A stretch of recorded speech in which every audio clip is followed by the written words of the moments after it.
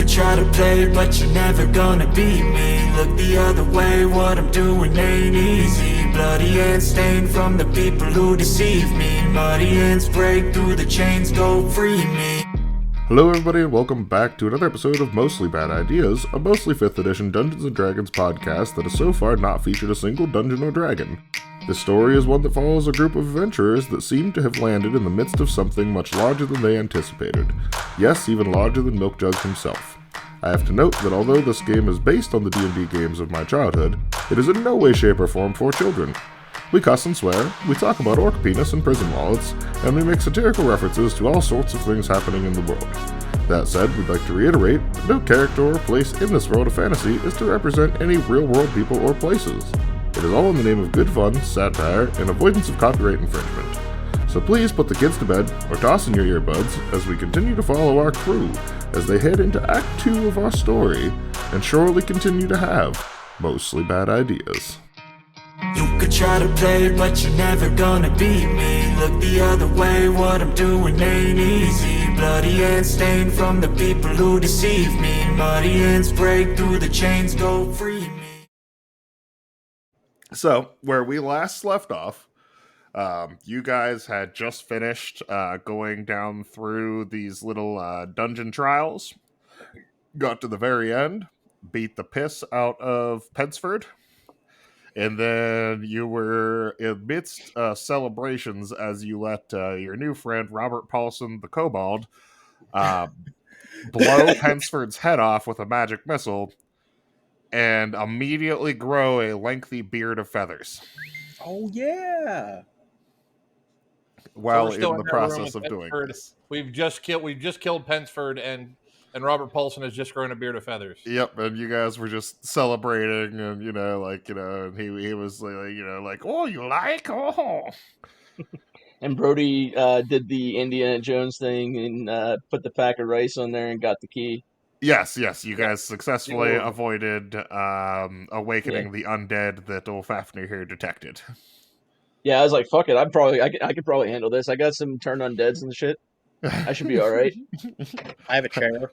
I do holy stuff. We're good. You got the battle axe. I might change it for a hammer later. There is the dwarven thrower that if I can get my hands on that, I would love to. Yeah. For my character. It's a single-handed like light weapon, but you can throw it and it'll come right back to you. It's like Thor's hammer. Oh, It's fucking sweet. I've it doesn't do the lightning thing, but I think it does thunder damage when you hit.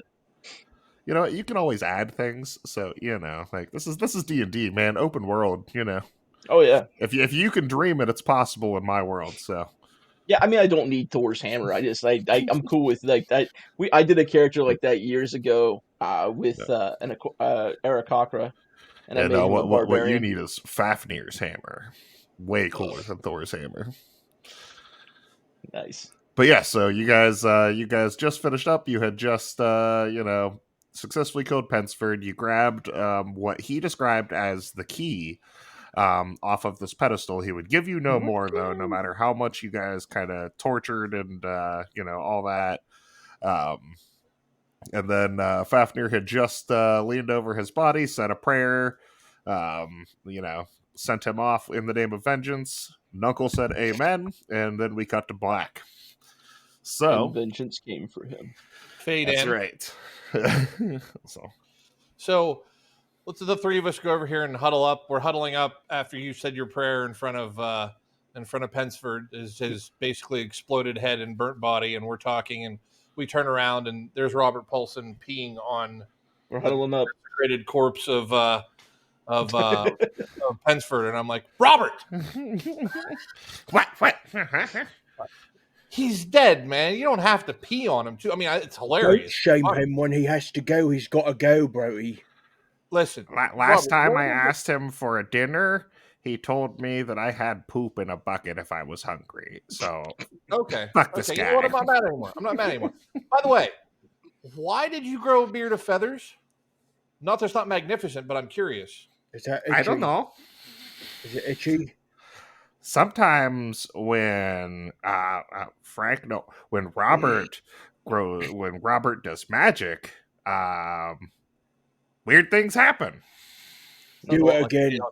Which to you guys, now I know that last time Fafnir here had said it out loud, but you guys would have no familiarity with wild magic whatsoever in this world, because to this day, it has been hundreds and hundreds of years since wild magic was a thing. We kind of talked about this before, like with like the bag that you guys have, like chaos magic, wild magic. It's all kind of referred. It's the same thing, which is not really prevalent in this world. There has been no mention of any kind of wild magic sorcerers in hundreds of years.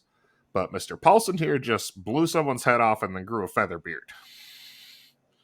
You should do another spell. Most gangster shit I've seen in a long time. Do another spell. Do it again. I can. Maybe we should put a pin in that. What if I grow a feather beard, though? I don't know what happens. I sometimes do magic and then strange things happen. I got really beat the one time I did Sparkle Fingers, and then that one's friend turned into a chicken. You can turn Brody into a chicken. On accident. I don't want to be a chicken. It's temporary. A delicious, delicious chicken. And as he says, it's temporary since he's been talking so much.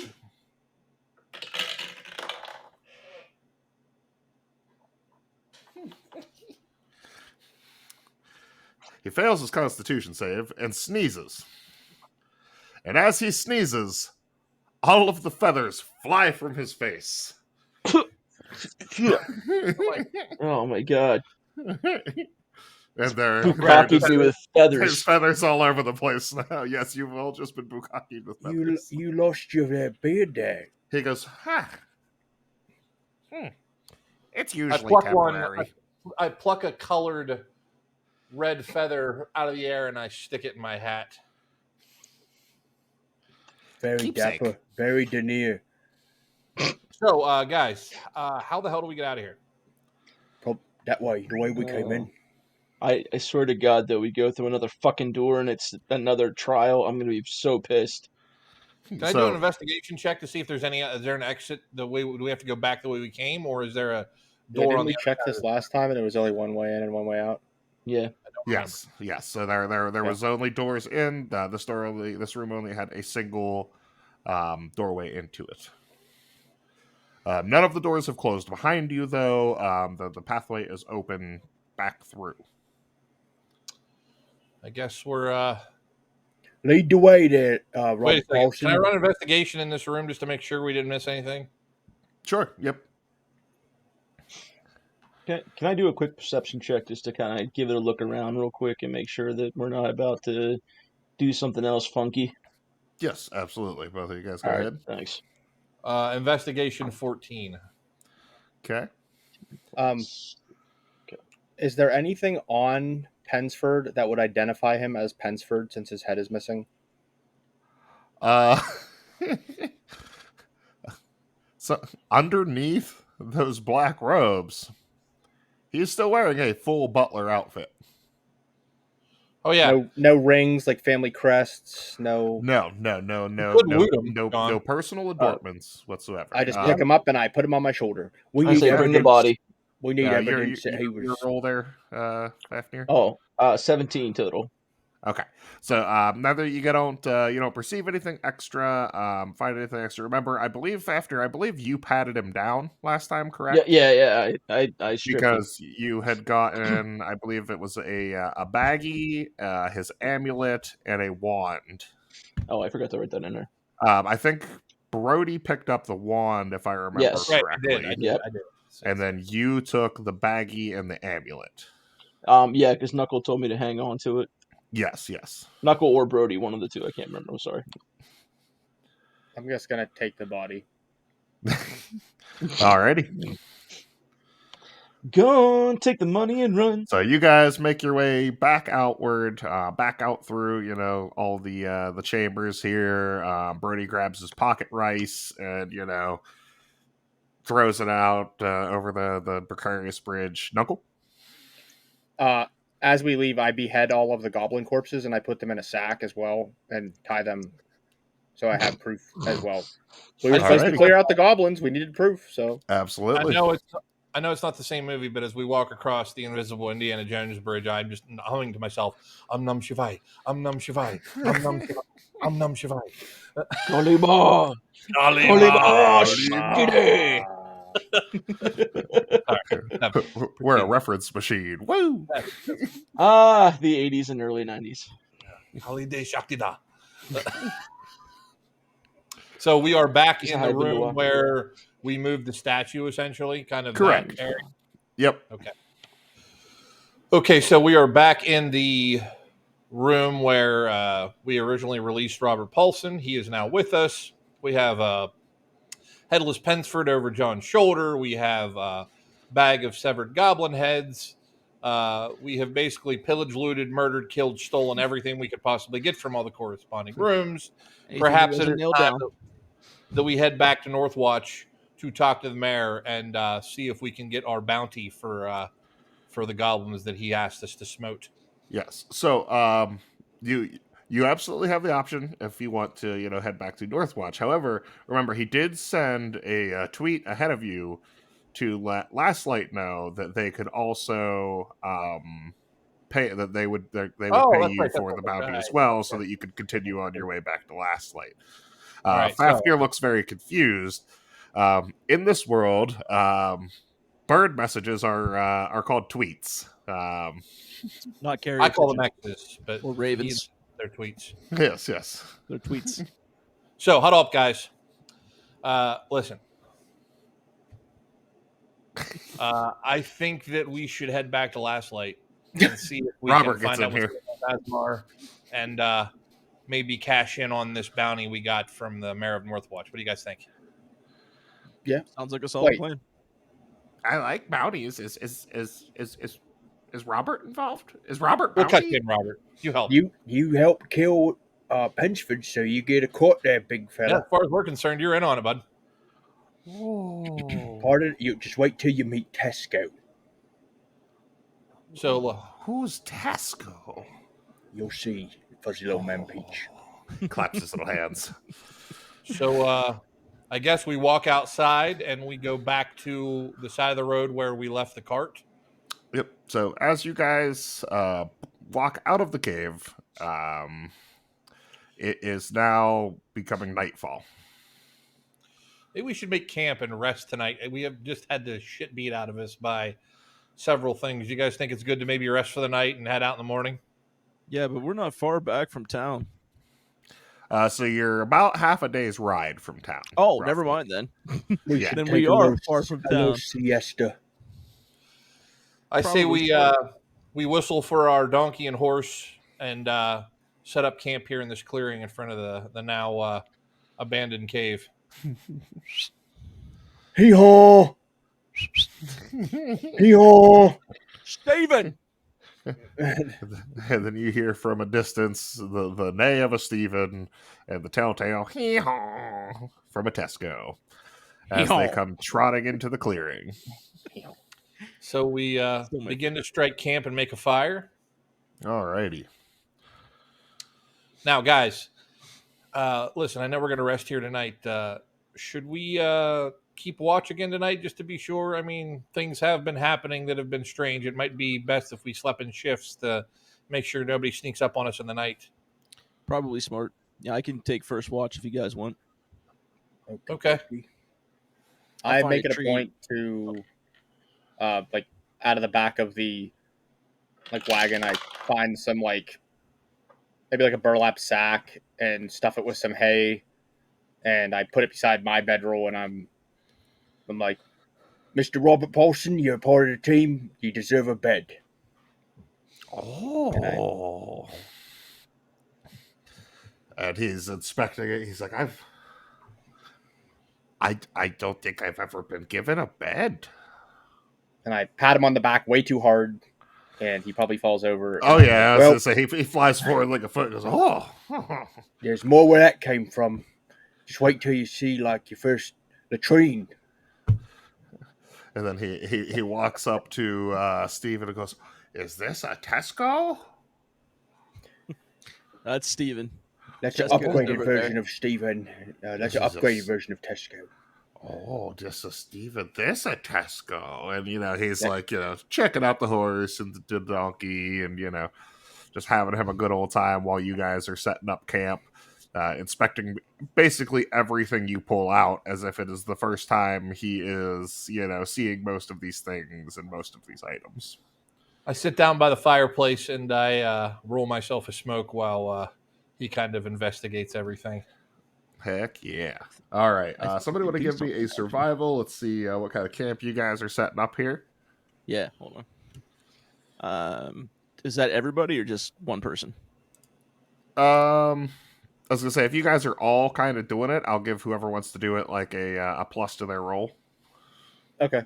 If you want to roll, Mike. Yeah. Mike. Is anybody trained in survival? All right. Yeah, mine's only. Oh, I was gonna say I have high survival. If you want me to do it. Yeah, I only have a Probably plus smarter. one. Yeah, Yeah, I Is only have that- a plus one. smarter for Brody to do it. Honestly, I'm not trained in survival. Last And I time only had a Uncle small tried, he plus. just ripped a 14. tree down. 14? All right. Decent little camp. Nothing super special. You whip up some edible grub. From the stuff, if you want, you can kind of drag some of the supplies out of the cave. Inside, there were still casks of ale in there. In fact, it's your ale that they had inside of there. Plus, crates of food and all kinds of stuff that they had ripped open in there. Uncle is proceeding to get belligerently sauced with with Robert Paulson. Like him and I are going feeding one him for one. alcohol. Hey, This is John. cold. Nuncle. Robert. Yes, Don't Brody. drink all of the mead because I'd like to take some back to Azamar if we could, because I know a lot of this was his original and we kind of never returned it. This I know is- we're on to a larger mission, but it might not hurt to bring him back a barrel or two. We're doing a case race.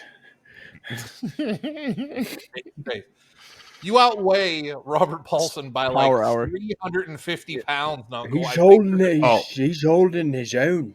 You say that as he's laying there passed out. You've been just kind of pouring drinks onto his face for like the last half hour because he made it like two drinks in with you and was out cold because you would probably guess that he's probably never had alcohol in his life, however long that may be. When I notice him passed out, I'm like, That's probably a good idea, Robert, and I should get some sleep too. and I lay down on my. What order are we doing watches in this evening? So Fafnir has first. I'll take second. I'm guessing Nunkle's probably last watch since he's sauced. Yes. Alrighty. So you guys bed down for the evening, and Fafnir, what does your watch look like? How do you keep watch over the camp? You just sit by the campfire? Do you walk a perimeter? Sure. What's your So first thing, I take one of my rations that I have and I sit it right next to Robert Paulson, so when he wakes up, he has something to eat, because he's gonna need it. I actually am proficient with a pan flute, so I pull out my pan flute, and I was just trying to get something real quick. Heck yeah! But I am The dragon man who plays a pan flute. I hope it's Toto by Africa. Or Africa by Toto. I hope it's nothing I copyrighted. actually heard that today when we were at Walmart, and I started singing it, and I forgot that there's a lot of people around me. But yeah, so I'm sitting there, I'm playing my pan flute. I'm just I got my back up against something so I can kind of see in a cone shape, like everything around me. My goal was to make sure that nobody can sneak up behind me too. So Okay. So, I mean, you could pretty easily accomplish that. I mean, you can kind of put your back to, the cave entrance, that you guys have thoroughly inspected the cave, gone through, made sure that there's nothing in there that's going to come out and kind of get you from behind. I can't hear it. Some pan flute. I'm like, As you guys are getting lulled to sleep by a Fafnir playing some pan flute. Yeah. Hey, you know what? I love it when the Billy Goat plays the pan flute. Billy Goat.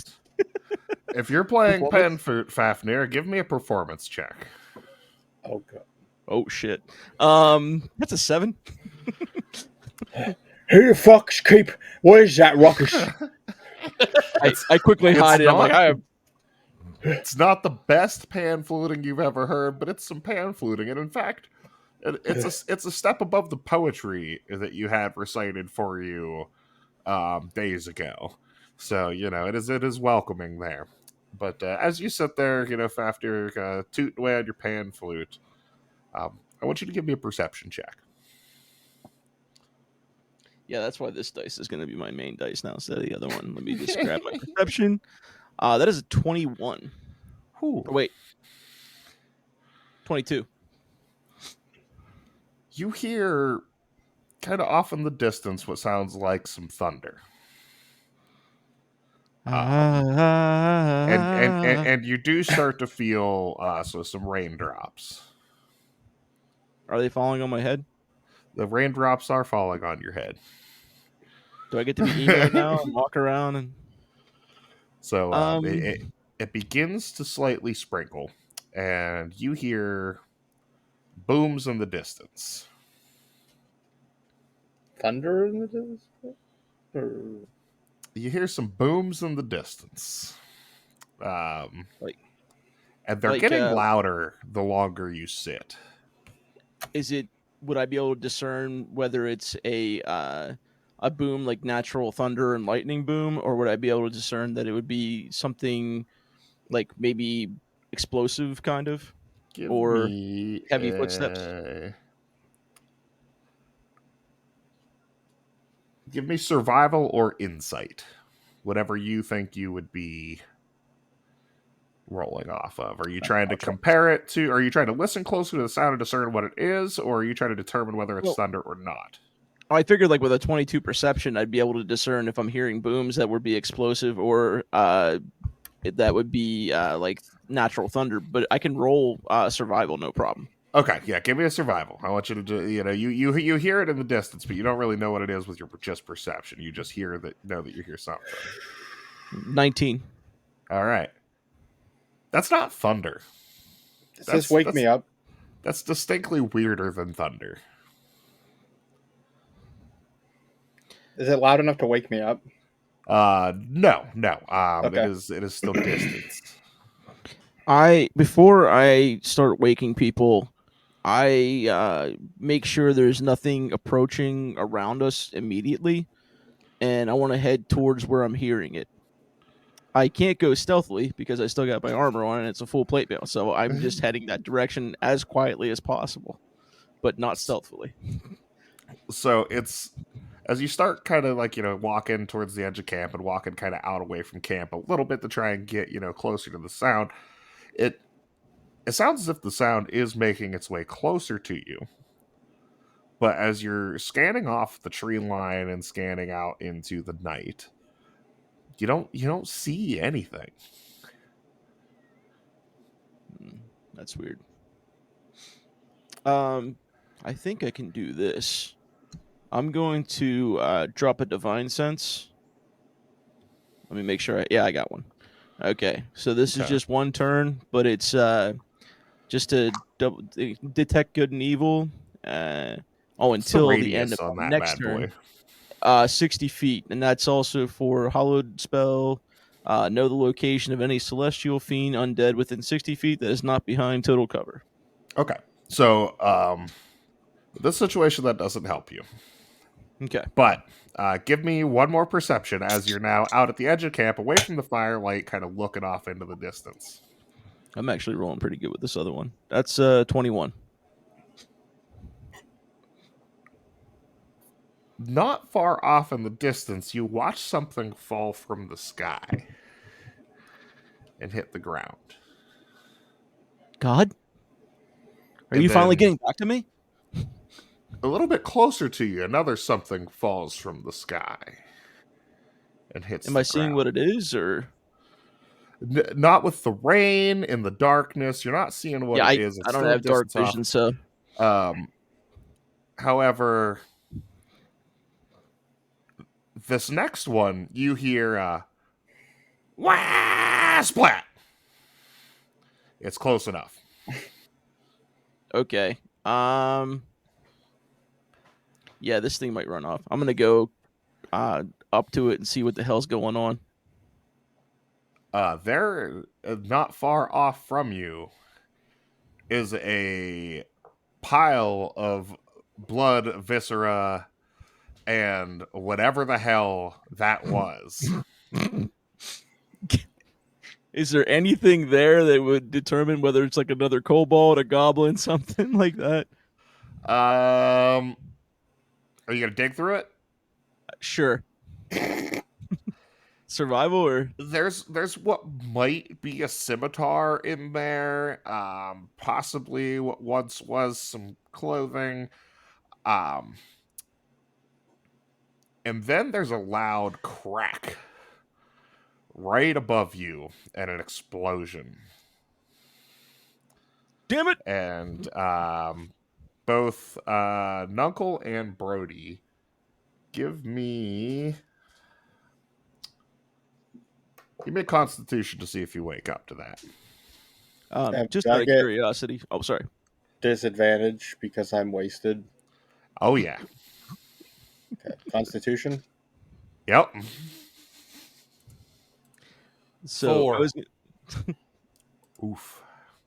Sound sleeper. 8. Sound sleeper. Before I got the explosion above me, Yes. I was looking at the scimitar. Did it look goblin and made? Oh yeah, Goblin and made. it's crude as shit. Okay. Yeah. So what happened? So, give me a dex roll, Fafnir. Oh fuck! I'm 1,000% sure I have disadvantage on that. Let me see. Actually, in full plate, I think you do. Hold on. Oh wait, no. I only had disadvantage on stealth. Everything else, I'm still normal. Okay. Yep. Nope. You're good. Yeah. Shit, I'm rolling hot tonight. That's a 21. You instinctually dive to the side as a large chunk of timber hits the ground beside you. All right, I think it's time to wake these assholes up, and I start sprinting back towards the camp as hard as I can. Yeah, Paulson ain't waking up either. He rolled a 3. So, oh shit! Do I have? Well, I'm a paladin, right? Okay. All right. Do I get the light of hands? That's a cure too. I thought I had that. So the next few actions are going to be semi-critical. So, Fafnir, what is your first course of action after you get out of the way of this? It's sprint towards camp. So my course of action was to try my best to wake up these silly sons of bitches and try to get the fuck out of there before something bad happens. How are you doing so? All right, so okay, so this is what I'm gonna do. I'm gonna grab a hold of Brody, and I'm gonna grab a hold of. This is my attempt anyway. I'm gonna attempt to grab a hold of Brody, attempt to grab a hold of Knuckle, and throw him up on the back of the cart. And like, not when I say throw him, I mean get him over there close, and then push him up on as fast as I can, and then go back, get the kobold, throw Robert Paulson on there, and try to get Tesco to go while I snap for Steven to come. Okay. So you're trying to do this quietly and quickly? I'm trying to do it quickly. There's no quietly about it. Okay.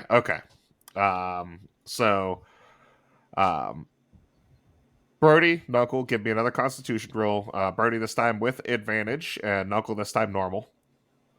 Just no disadvantage for you.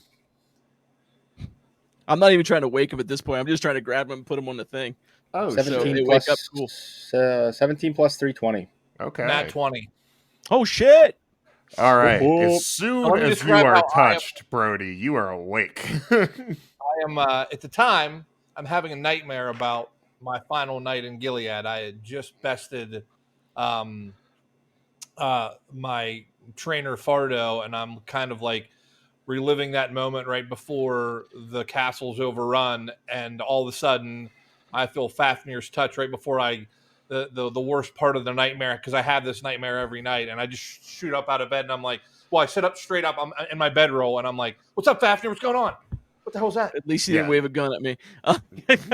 Yeah, no, you are immediately we gotta awake go! and alert. Yeah. Knuckle, you are also. You snap awake as soon as you touch. Paulson is still dead asleep. If these guys are awake, I'm letting go, tell them to get on the cart, and I'm going for the kobold. Okay. So you've just been woke up by a frantic Fafnir, and he goes, "Get on the cart!" I desperately run over while he's trying to do that and try to hook up Tesco to the cart.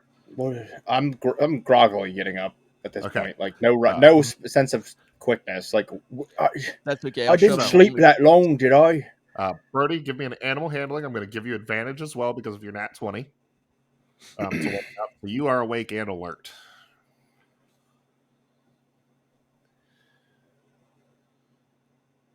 They were both 9s. Alrighty. So you are fumbling with getting the cart loaded or getting the cart hooked up. At this point, I will need a dexterity saving throw once again from everybody. Now, Fafnir, you're grabbing Robert Paulson at the moment. Mm-hmm. Yeah. So you're kind of taking him with you with what your am I rolling? A dex save. So just normal dex save, no disadvantage or anything? Yep, normal dex save. No disadvantages. Okay. Do I get advantage because I can see? Well, I guess I can't see. No, you are still piss drunk. You're just awake. So Barely. you're getting straight rolls. No disadvantage, but no advantage on it. I got a 16 for that. All right. 19 I rolled plus a natural 4. 20 again. Swear to God. Birdie's got Natural loaded 20? dice. 19 plus 4, 23. All right. So you guys all, and Birdie, I'm going to say with your nat 20, I'm going to give you that animal handling, and you get Tesco hooked up in the process of jumping out of the way. But right where your campfire was, and right where all of you guys were just sleeping, a massive tube of metal slams into the ground, and things begin to rain from the sky all around you. We gotta fucking go! Those little bastards are throwing. Let's go! So somebody grab Robert Paulson. I have him. Yep, he's got him. So where are we going? Run over to Nuncle, and I just, because I know he's drunk and he's still stumbling around, and I push him into the back of the cart as hard as I can. When Brody pushes Nuncle in the back, I toss Robert Paulson on top of Nuncle. And I Dukes of Hazzard into the side of the cart and just crack the whip. Okay. I just spoon Robert Paulson and proceed to try to go back to sleep. So where are we heading as we are out of camp? Towards the road in the direction of Last Light. Okay. So I am going to need an animal handling check from Brody and from Fafnir. I think I know how they fucking knew where we were. 9. Oh, thank God, it's Again. 7. Let me see. Animal handling? Yes. That's a 10. Okay. So you guys begin to ride away. And as you begin to ride away, behind you crashes a massive, what looks like the mast of a ship, crashes into the ground. And what the fuck is happening? It throws you guys off of your mounts. Son of a bitch! Now, this, just to clarify, DM, this is not a ship landing. This is a ship crashing. So that is a part of a ship that just crashed around you. Oh, okay. So it's not an entire ship. Just a mast of a ship just lands on the ground. The mast of a ship just lands on the ground. And from that, you could probably deduce the thing that landed in the middle of your camp was a cannon. Yeah, and masts are like a couple thousand pounds. So, yeah, they're not. Oh wait, I think they're like 1,500 pounds or something like that. They're not light.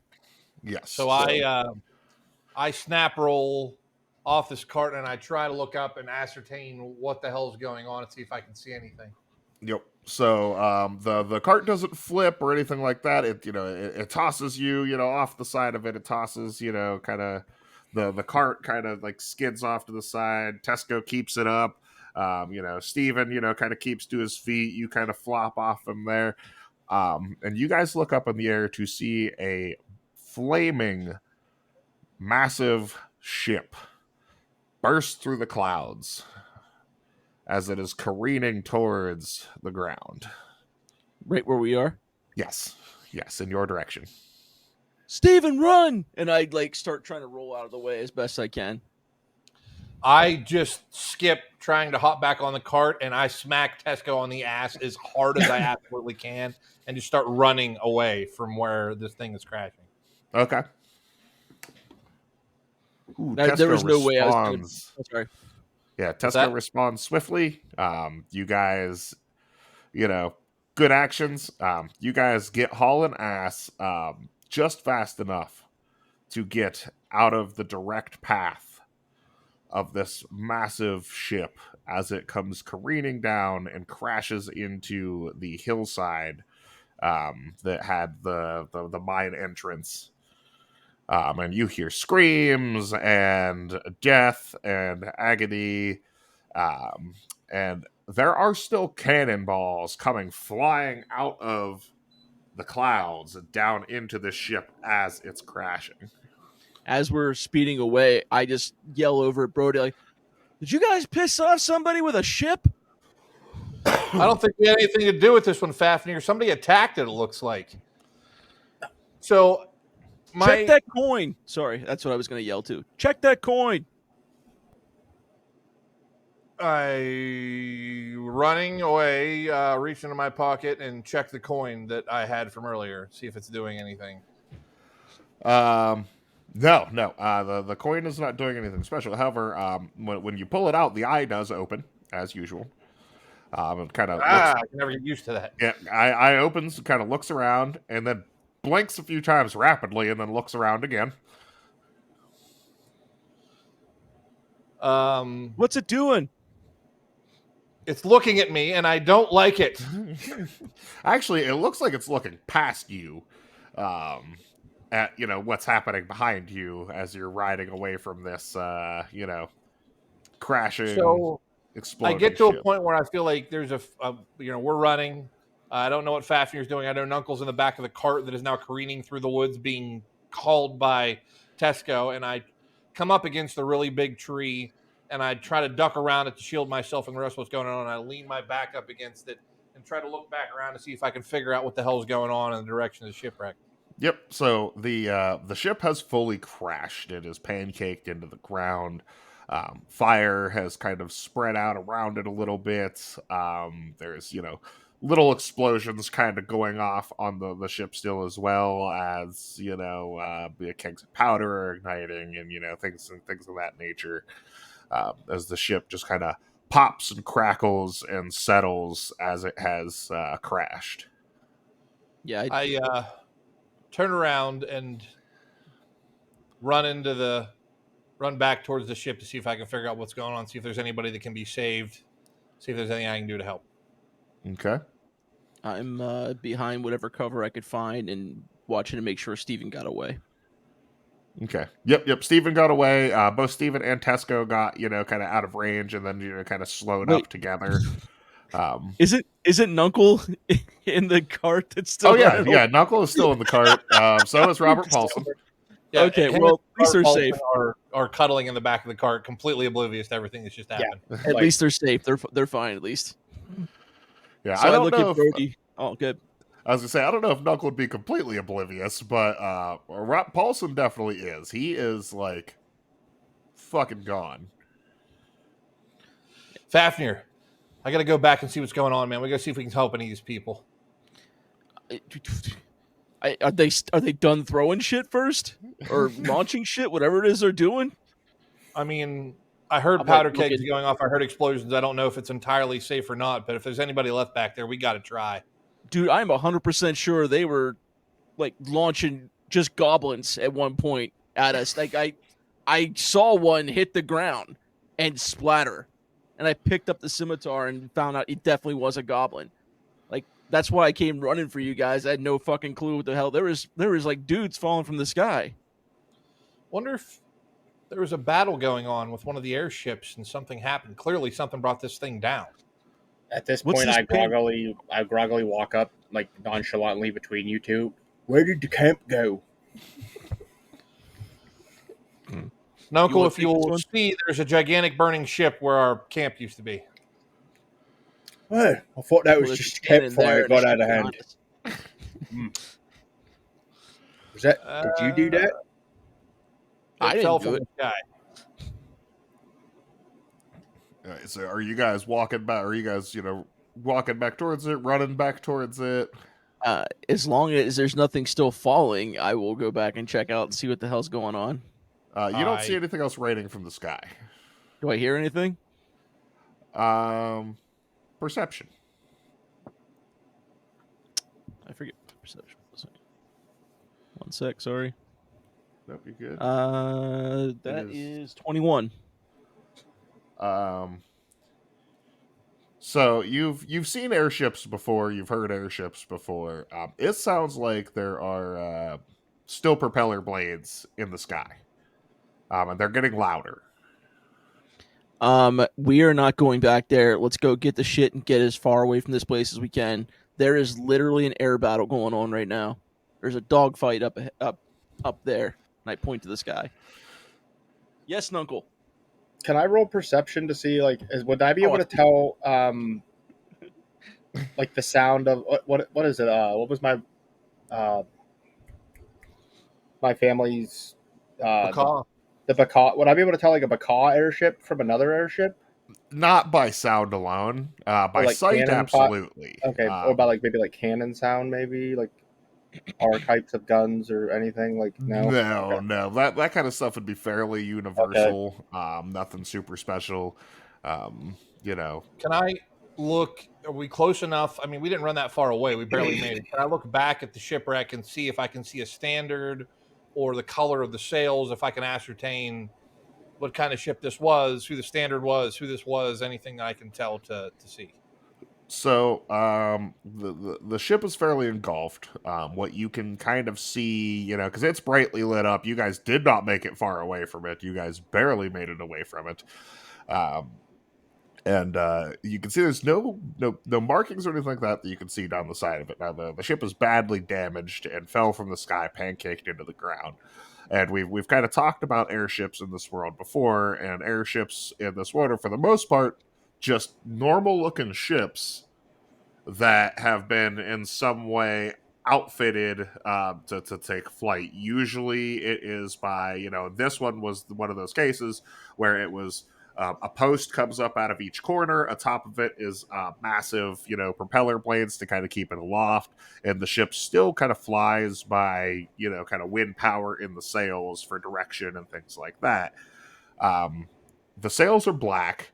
But there's no flags showing, no adornments on the ship or anything like that. Guys, do we stick around to see what the hell's going on, or we? Oh, sorry, go ahead, DM. No, I was just gonna say, black sails are not something that's super common amongst the airships that typically roll through your country. Do I know who black sails belong to? No, none of the countries on your continent fly black sails. Guys, do we stick around and see if we can investigate this, or we get the hell out of here? I vote get the hell out of here. God only knows if there's going to be more shit going down. I think if stuff's starting to pop off, we need to get back to last light, make sure boss man's safe. All right, guys, let's get the hell out of here. Just so we know, we didn't get a long rest, but I'm on the horse riding. I catch up to Steven.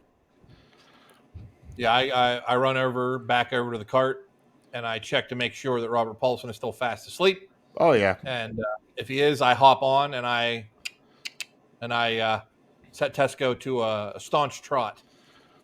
All right. And as you guys are, kind of trotting away and rolling away, you do hear, the propeller blades as something, is coming closer to that site. but you guys are rolling off into the distance, leaving the shit in the dusty trail. It's smart. So, right? Can I mark myself up for a short rest? Because I know that wasn't a long rest.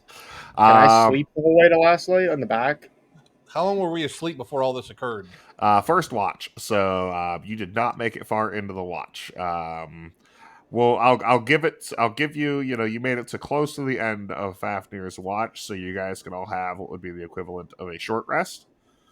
So any of your skills or anything like that are kind of replenished by short rest, you can get those back. I mean, I was awake, so I'm gonna skip that. Yeah. I was gonna say the only one that I guess would be immune to that would be Fafnir. But yeah.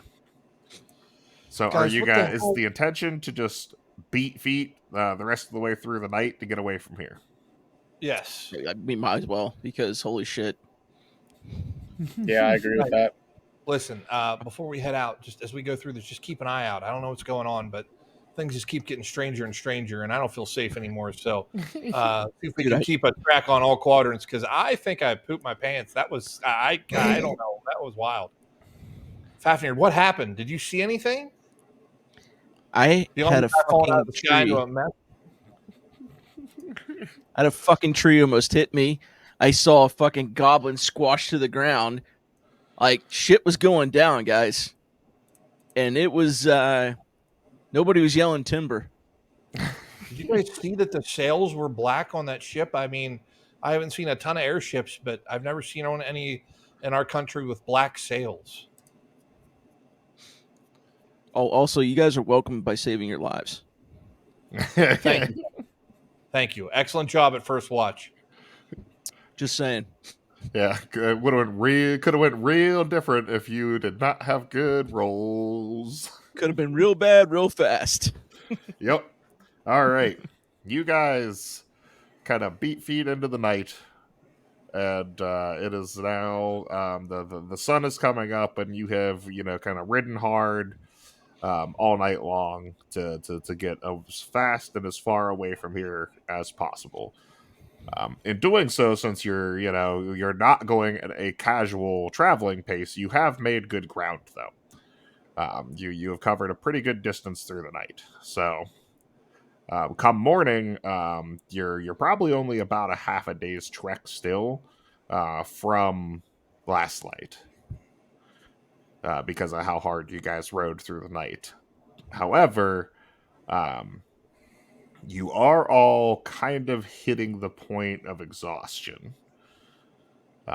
So, for this, for this day, depending on what we're gonna do, there may be some exhaustion involved here. But guys, the sun is coming up, so guys, I think we're free and clear. Whatever the hell happened at that cave entrance, I'm exhausted. I know Fafnir hasn't slept a wink. Nuncle must have slept like a baby. Prick. I think Knuckles been napping in the cart the entire time. Yes, he was. Okay. If Knuckles been napping in the cart, then he will avoid exhaustion and will, in fact, kind of heal up as well from his long sleeping. rest. Yeah. Can we trade off, Nuncle? Do you mind driving the cart for a while? I'd like to crawl in here beside. Well, I don't know, Fafnir. What do you think? You want to take a short rest, bud? You got to be exhausted. You guys keep going. I'll try to keep a watch out for everything. You guys worked at an inn or something, right? Yeah, last night. I might try to catch a couple winks when we get there. Nuncle, I'm going to let you take over driving the cart here with Tesco. I'm going to hop in the back and see if I can catch at least a short rest between here and last night. I climb up and I. As you guys are climbing around and switching seats and stuff, little Paulson sits up and oh bastard, go to sleep. That Nuncle, that drink's strong. Where are we? We're on the road to Lashlight. Oh, new place. Robert, you missed some shit last night, buddy. Kind of pick him up and sit him beside me on the wagon. I'll leave Nuncle to explain what happened, and I just kind of roll over and I pull I'll blanket up over my head and just try to lay down and get some sleep. Knuckle, who also missed most of the action. So from what I heard is, a fireball fell from the sky with black flags on it, and it burst into fire where we were sleeping. Oh. Yep, that's all I got. I can make fireballs. No. Not what you stole Yeah, those little Fafnir cock yells over, grabbers "No." until no using the cock grabbers. Goes, okay, I'll listen. That's I like right. you, Robert, but if you try that shit, I'm gonna knock you unconscious, just so you know. And I'll rip your arms off. I promise I will only Me or use my him? magic. Oh, I did. I promise I will only use my magic when instructed or if in dire need. I was actually asking Knuckle, were you talking to him or me? You gonna rip my arms off? No, sorry. I would never rip your arms off, my scaly friend. I appreciate that. I'm in the back.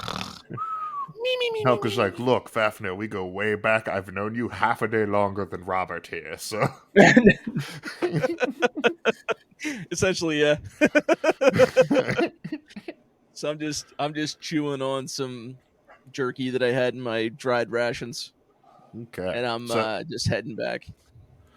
So at this point, there's no stops on this train. You guys are heading, kind of riding through the day, trying to get straight to Last Light then, right? Yep. Yeah. I spend the entire trip explaining how wrestling works to Robert Paulson. Alrighty. Okay. Oh, no. It is a quiet rest of the day as you guys keep your kind of hurried pace, and in the distance you can see the walls of Last Light encroaching on the hill. Home sweet home. And Brody, wake up, you lazy ass. We're almost there. You're going to sleep the whole way? Oh my god, I pooped myself. Where are we?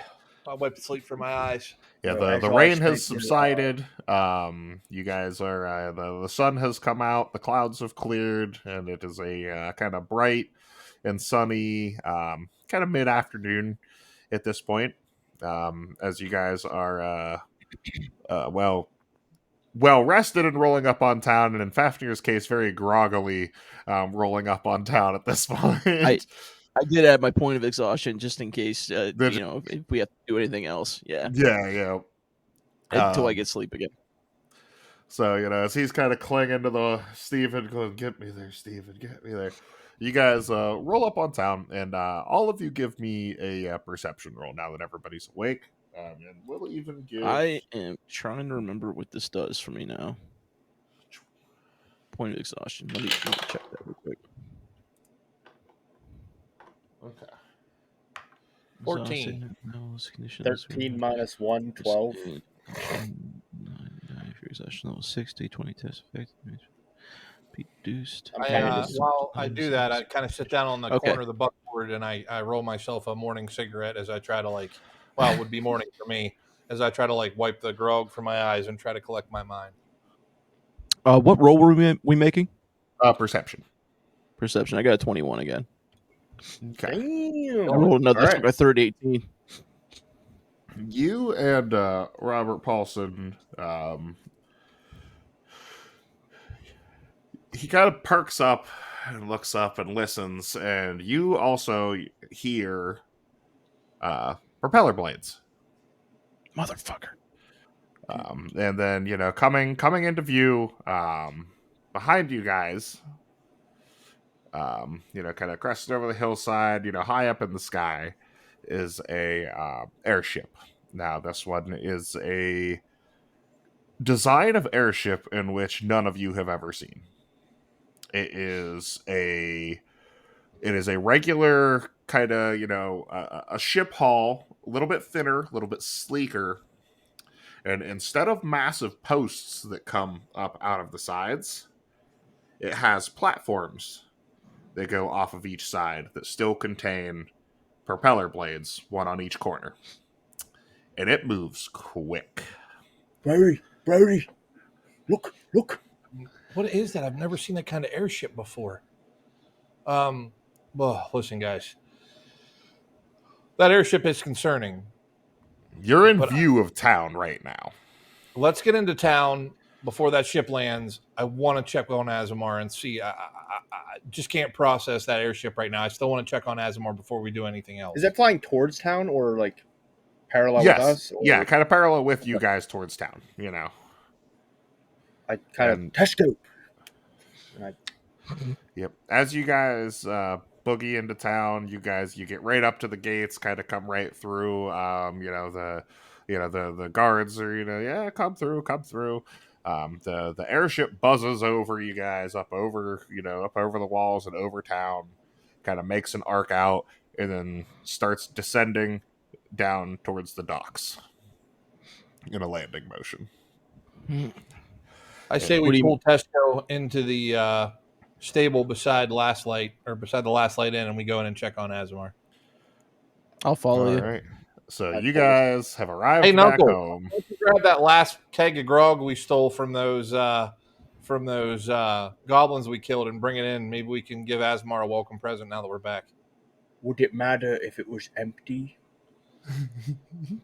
You drank it all? Well, I woke up I had really bad cotton mouth. So, okay. Leave the empty There's barrel. a little bit left. Fine, here. I pick it up. There's like some slosh. I like slosh it. There's like maybe like this much left. It's backwash and shit. Yeah. It's all the worst parts. So you guys come into town. You pass, Sally's Sea Shop, and you pass, the docks and the unloading bays and all that, and you approach the beacon, which is kind of as it's on the corner there, kind of in the center of town there. You put Tesco into the stable out back.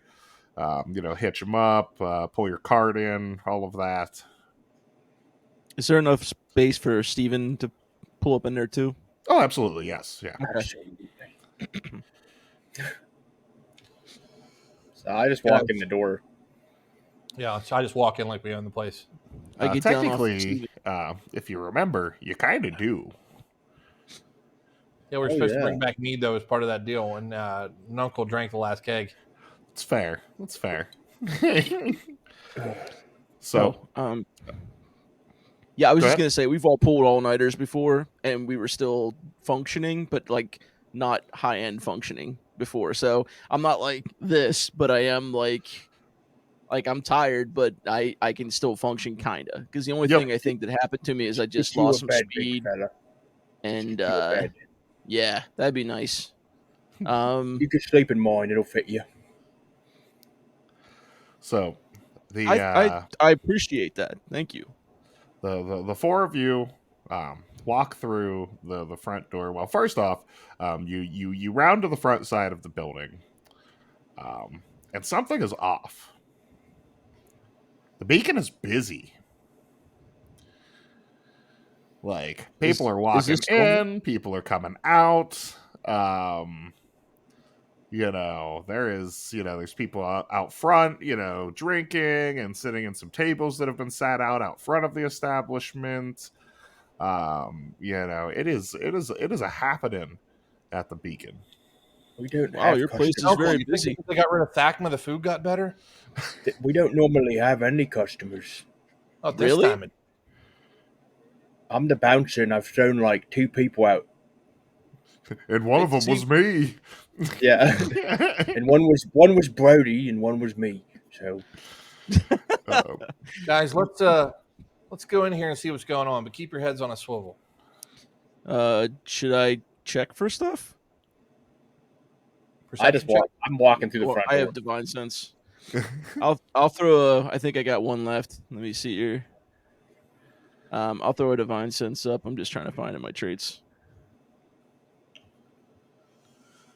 There we go. Yeah, I got one left. 60 feet, hollowed ground, beings, undead, celestials. There was something else. Hang on.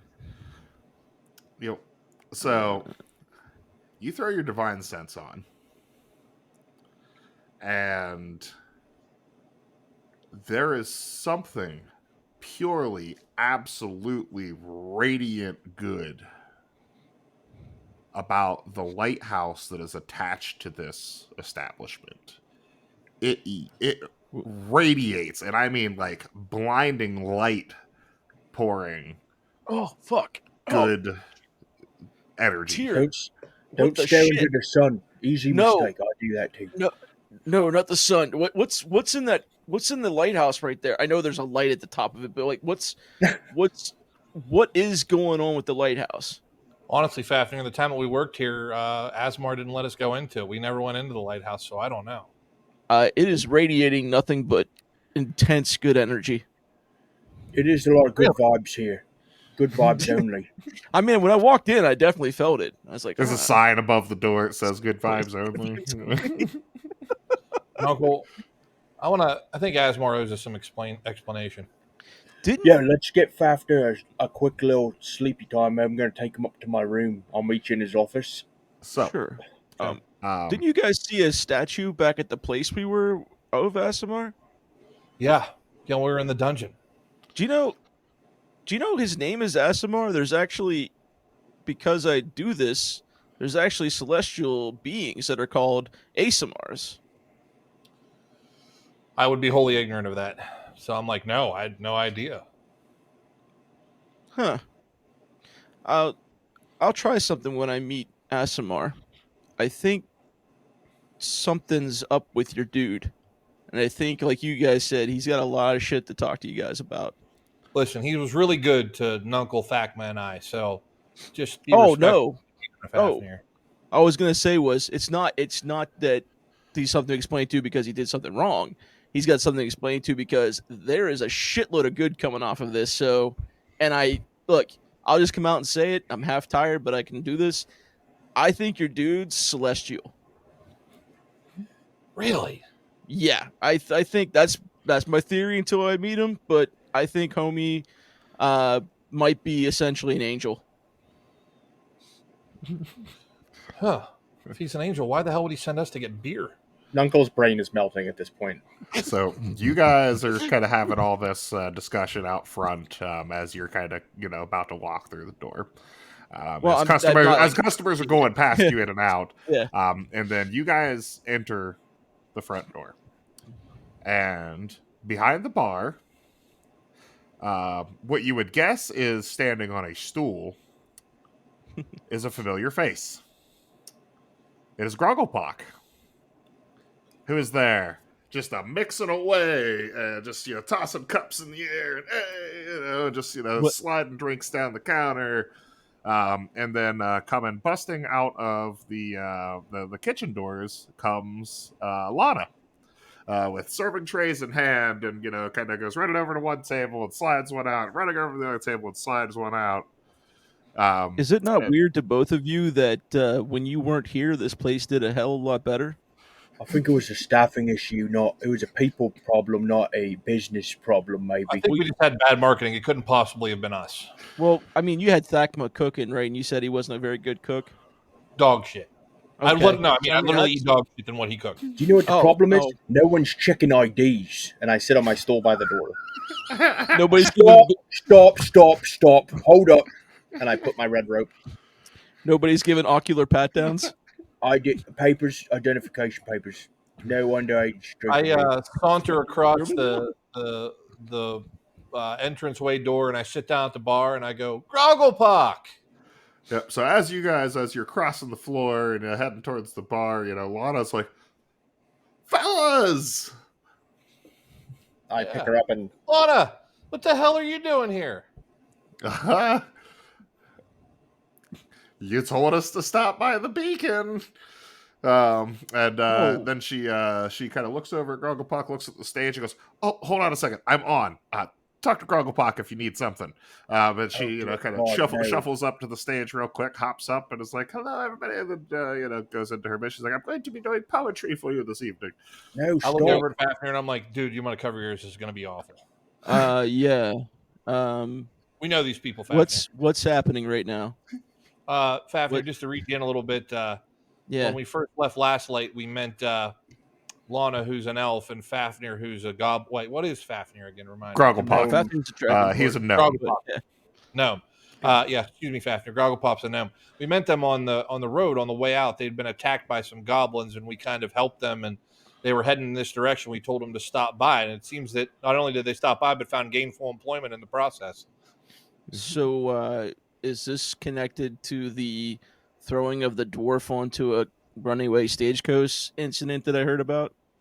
Almost immediately after that, we had that situation. Yes. Okay. Yeah. I'm kind of covered in goblin guts and shit, so I'd show him where my room is and show him. I kind of want to get out of this thing. Okay. So get some rest, man. Yep. You start leading Fafnir to the stairs. And Brody, you said you were heading for the bar, right? Yeah. I plop down and I wait for Grogglepop to see me. Oh, he absolutely comes over immediately. What's up? I was just going to ask. Oh, sorry. Go ahead. I was just going to ask real quick. What time of day do we get there? So it is kind of like I said, you're pulling up mid afternoon, so you're kind of coming into like the beginning of evening here. So like 5, ish. It's kind of later in the day here now. By the time you guys are arriving. What constitutes a full rest or full sleep? Whatever full rest. I believe it's 6 hours. Okay. So that would put me somewhere in the evening. So maybe I'll just stay up at this point. I might do a short rest real quick. I'll go up and do a short rest, which is like an hour or something, and I'll come back. I head back downstairs and I sit down beside Brody when he's napping. Okay. So yeah, you basically take him to the stairs and you're like, that's second door on your right, go upstairs, clean yourself up, take a nap, yada yada. That way you don't miss anything. As Grogglepop, he comes rushing down to the end of the bar. And he's got 3 mugs on a tray because he was assuming he was going to serve. 4 mugs on a tray. He was assuming he was going to serve all 4 of you, including Mr. Paulson, who is with you. But Fafnir goes upstairs. How about you, Robert? Yeah. Yep. So he sets down the tray and kind of slides it forward. He goes, it's good to see you fellas. I slam the first one that was meant for Fafnir, then I take mine. I take my cup of ale and I take a long pull from it and I set the cup down and I look at Grogglepop and I go, "How is this place so busy, man? When we left, there was never anybody like this many people in here." Well,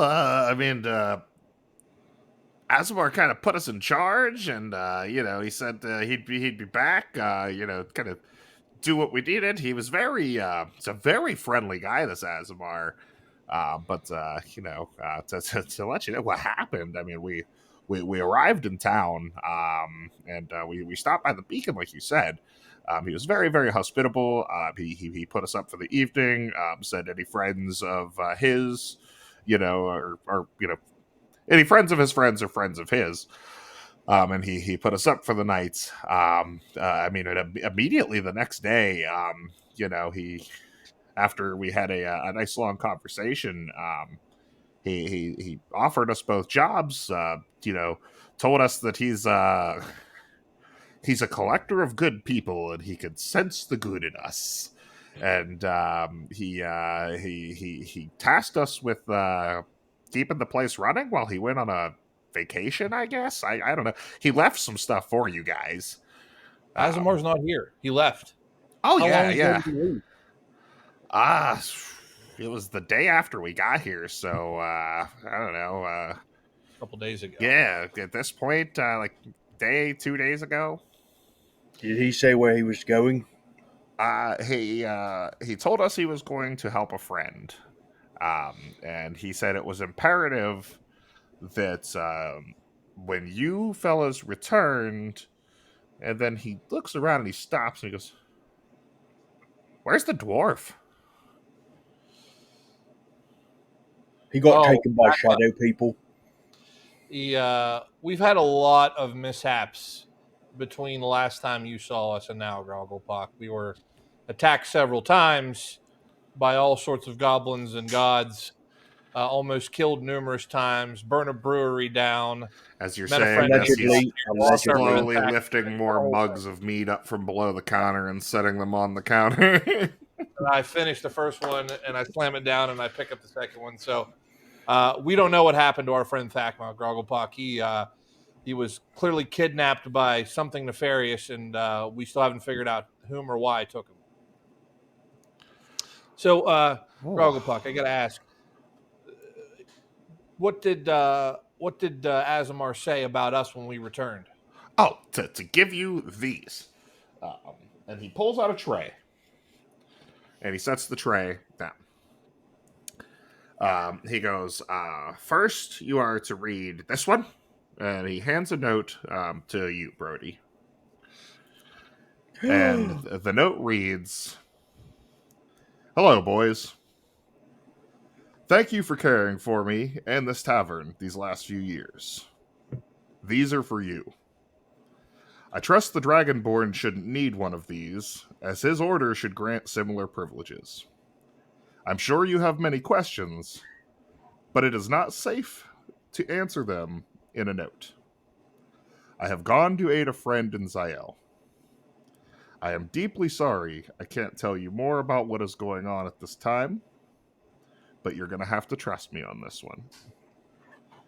For now, I need you to take these, go to Larian, and begin your journey."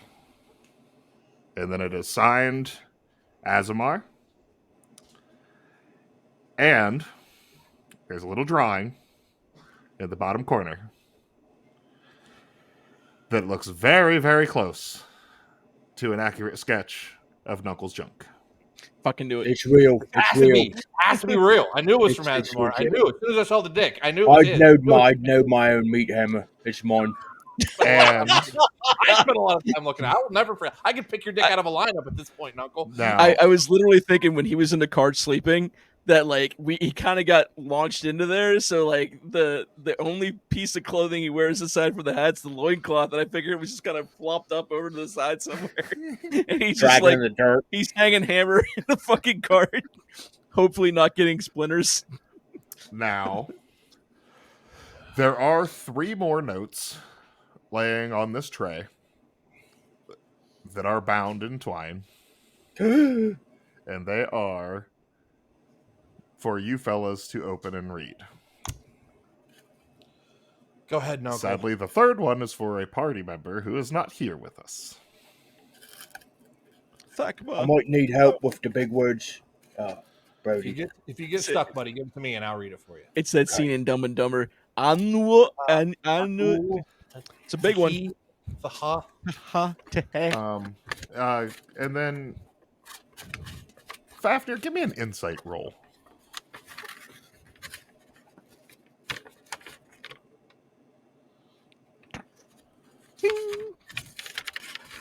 If you're playing Baldur's Gate 3. Did you hear me? Fafnir, give me an insight roll. Oh, Fafnir. Oh, I thought Yes. Okay, I was sleeping. I thought you said Brody. I'm just kind of I thought I was sleeping. So. Oh wait, that's right. You're not even down here. Sorry. No, I'm not. No. Actually, so Knuckle and Brody both give me an insight roll before you read these. I mean, okay. Yeah. John goes, nope, didn't see it. Sorry. Before you read it aloud. 14. You said insight? Yes.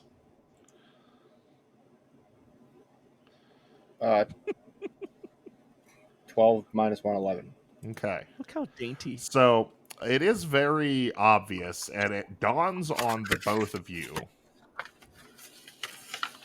How the fuck did he know you had a Dragonborn with you that was from the Order of Last Rites, no less?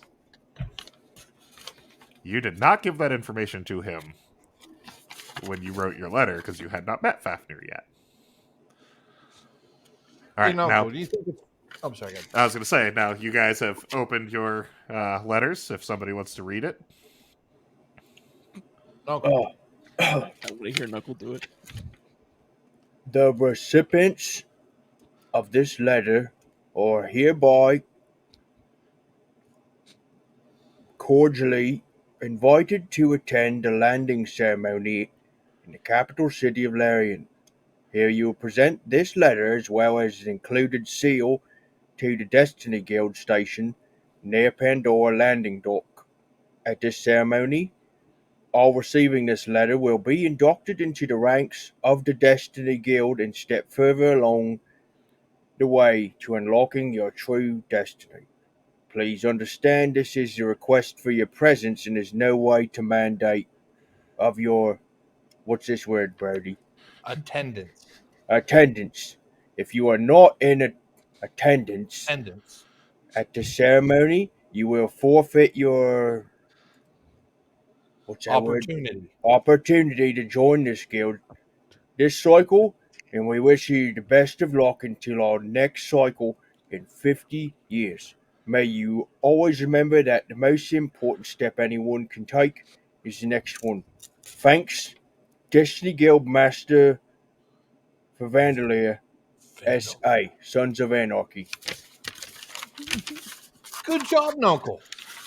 I just kind of sit there like flabbergasted, kind of just thinking about everything we've just been told, and that Azamar is gone, and we've been invited to Larian for the landing at Pandora, and I'm just like, no, so much more is going on here that we could possibly imagine. We have to find Azamar and ask him what's going on. Agreed. But I'm super excited because I've always wanted to be a part of a guild. Me too, buddy.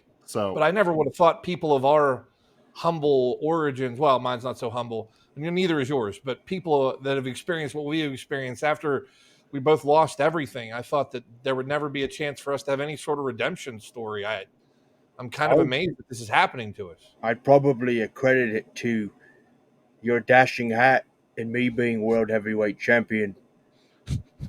That's the only thing I could think of logically. Now that we have Fafnir's faith, there's nothing that the three of us can't do. Yeah, I feel pretty much on top of the world. Grogglepock has been standing there the whole time, and his jaw is like... and underneath the letter that you had picked up, the first letter that you had read, there was a golden coin laying on the tray as well. And stamped on that coin is the symbol of the Destiny's Guild, which you guys would recognize. You've seen before. It is a circle with a torch in the center of it, and kind of like a brilliant, elaborate flame atop the torch. And that is the symbol for the Destiny's Guild. I grabbed the coin and put it in after giving it a thorough examination. And, hey, Nuncle, this is the sign of the Destiny's Guild. I wonder if they'll need this when we go. I'd probably think maybe it's like what do they call that? Like a name badge, almost like a rite of passage. Yeah, a challenge coin.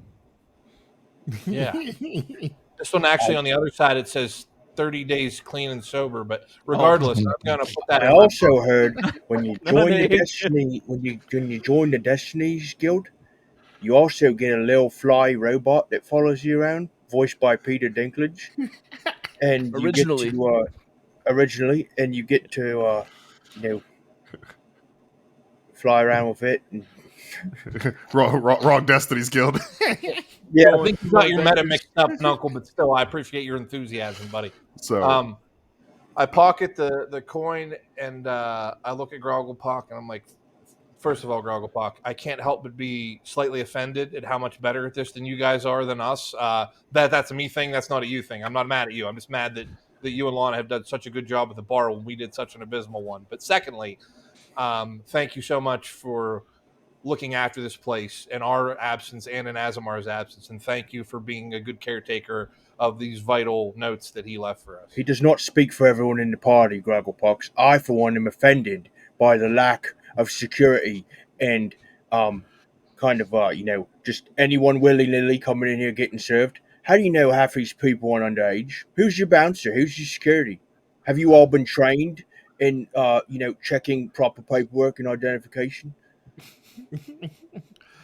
Azamar gave us a crash course, but can I shake all of your hands? I mean, I've only met a few Destiny's Guild members in my life, and you just saved us on the road several days ago, and you're going to be famous. I already kind of was heavyweight champion of the world. Anyway, this just adds to that. But then I spit my hand and I hold it out. And he shakes and he goes, Lana, come quick! Kind of waves for Lana. Then he kind of looks down and he goes, I think the other one's for Thakma. And he raises a mug and he goes to wherever he may be. And clinks it and he slams one down. Pour a little bit out just in case. Put it back down. I'll hold on to his letter and I put it up my prison purse. Hey, real quick, Grogglepock. Listen, first of all, and I say this with complete humility, we would have done that. We would have attempted to save anybody on the road like that. So don't think of us as anything special. Just people, we're just as caught up in all this as anybody else. But do me a favor, man. Keep this note and this guild thing between the three of us, because right now I'm not sure. Some strange things have happened to us in the last couple of days, and if this got out, I already think that there are people after us, and I don't want anything to happen to you and Lana to be brought into this. So just try to keep this a secret for now, but just keep it under your hat if you would. Your secret is safe with me and Lana, and you guys, you've got to get to Larian. I think before we leave, we might 6 days. The festival begins. Well, we've got to go wake up our friend Fafnir because we're going to investigate the lighthouse real quick before we leave. Absolutely. Hey, DM. So, yes. Has it been an hour? Yeah. Okay, then I just start coming down the steps. Drinking. Me and Nuncle are kind of drinking. Like, we know that you need your time. We're waiting for you to wake up before we go do anything. Like, Nuncle and I are kind of just shooting the shit with Grogglepock, talking to Lana, throwing darts. Just I've only had like 12 beers. Knock some of the roast, the dust of the road off our clothes, and talk to locals. And then I kind of sit up front and listen to Lana do some of her poetry and like act like I'm not disgusted as she kind of, I sing some karaoke. Good, really good. It's good. Lana, I think you've gotten so much better the last time I heard you. So I don't have my armor on yet. I just come down in like my normal street gear. Yeah. And I'm just looking around like, hey guys, do you know anywhere I can get a bath? We had a bathtub, right? Yep. The rooms all have tubs. Well, hold on. This is the point that I'm making, because like Nuncle let me use his room. Oh yeah. And I was already covered in like goblin guts and shit, and I didn't get a chance to wash it off, so I slept for an hour like that. But here's the thing. This is the retroactive thing. If Nuncle's thing is not just the horse trough out front, because I heard him using it before, I will take a bath before I lay down in this thing. Okay. I don't use it often, but it is up there. So the horse trough, when Nuncle used it, to be fair, was in Northwatch. Yeah. When they had first got there. Okay. He took several horse trough baths in Northwatch. Yeah. Fafnir, if you need to scrub down, buddy, there's actual out to the side here. There's if you look out past the stable, there's an old hand water pump. If you want to go out there and pull some fresh water, you could probably wash some of those guts off if you can give yourself a bit of a whore bath if you were so inclined. Oh, I took care of that tub upstairs, so I'm pretty good. Somebody brought me water, which was nice. My cocoa butter infused aloe vera lavender body scrub I have works wonders on the pores. I didn't want to impose on you and do that. I had this like regular bar of soap that I like was to made smell for me, pretty. So. It is amazing. It was nice. For a guy who has so much exposed skin, Uncle really does use a lot of product. He's very smooth. He's magnificent. So I mean, but like I said, I didn't want to impose on him and start using his things. Like he was kind enough to let a Bath and Dungeon body mist too, if you'd like. It's cucumber and lemon. As long as it's not cucumber and melon, I would be into it. Cucumber and melon makes me want to throw up.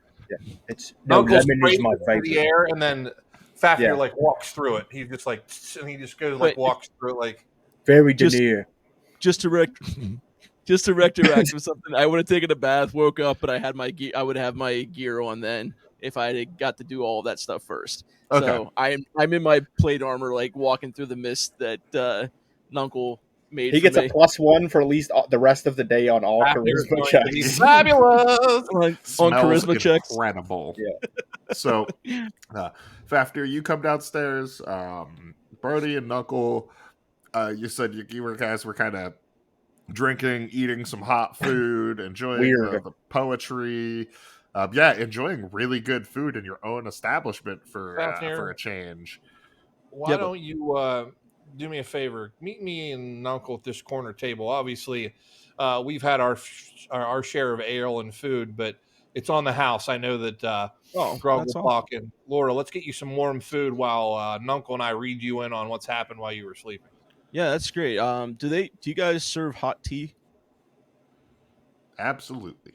Yeah, I'm half sauced at this point, singing karaoke, so I'm not at the table. I'm singing like a version of like D&D's Margaritaville, like half sauced with Robert Paulson. Like we're like swaying up there. It's like 4 PM. I'm like, there, and it's going and he's going,